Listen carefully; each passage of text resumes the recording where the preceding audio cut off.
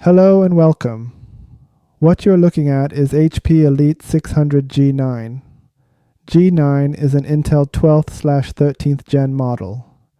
This is a barebone model I acquired from eBay for just $110, which is pretty inexpensive given how new the system is. This comes without CPU, RAM, and SSD, but I have those already, so this was an easy purchase. These are book-sized mini PCs.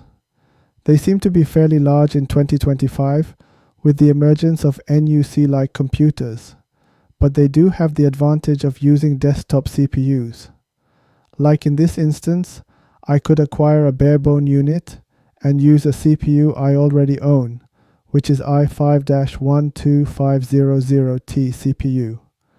A T-class CPU is strongly recommended for this sort of computers for two main reasons. One, heat.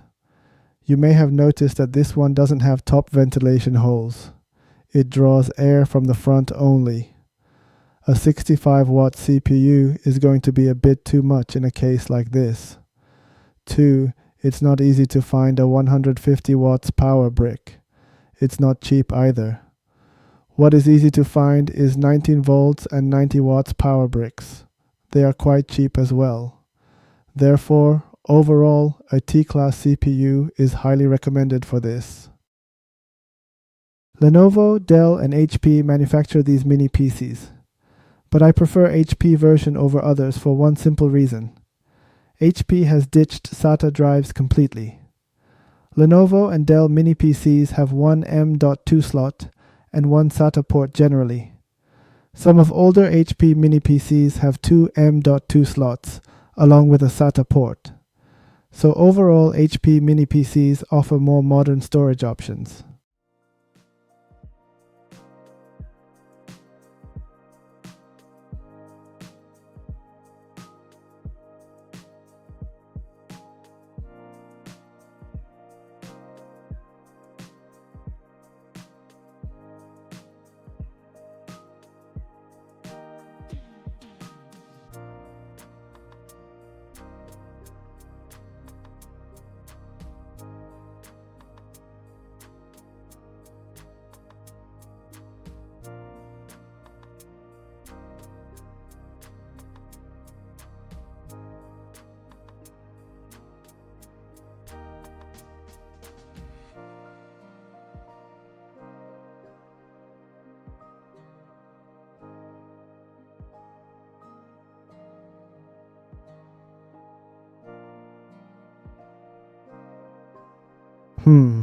The eBay listing said that this takes DDR4 RAM.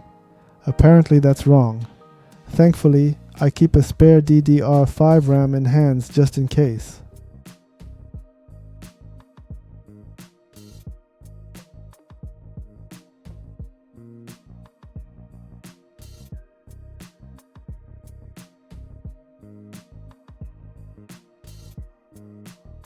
I am unsure whether I see any point in this.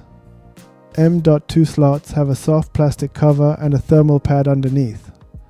Not having these might be more beneficial due to superior airflow.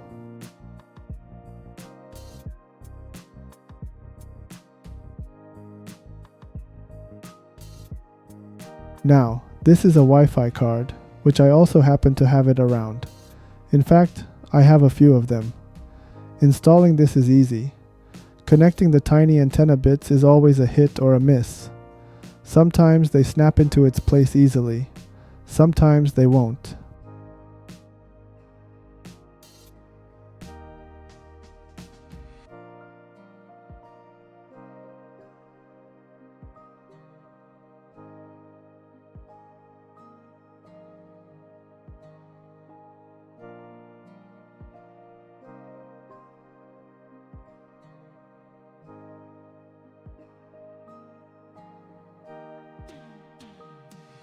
It's all done.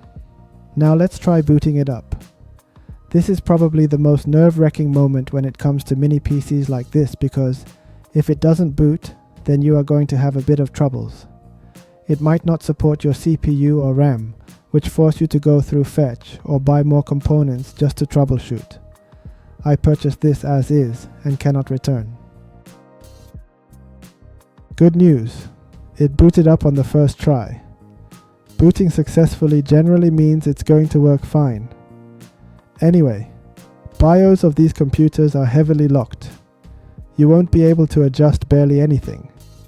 This is also why having a T-class CPU is important, because it's hardware locked to 35 watts.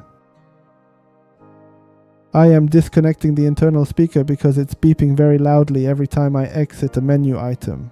It is really loud.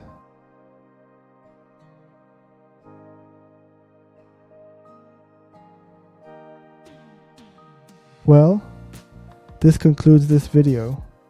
Thank you for watching and see you next time. Just for your information, I installed Unix Mint shortly after, and it installed perfectly fine.